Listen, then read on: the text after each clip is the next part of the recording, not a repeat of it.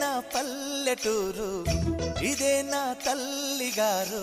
మా ఊరి పాడి పంట రాములోరి దీవెనంట. తల్లి గోదావరి నీళ్ళు కడిగే సీతమ్మ పాదాలు. ఊరంతా హాయ్ హాయ్ హాయ్, మనసంతా హాయ్ హాయ్ హాయ్. ఇదే నా పల్లెటూరు, ఇదే నా తల్లిగారు.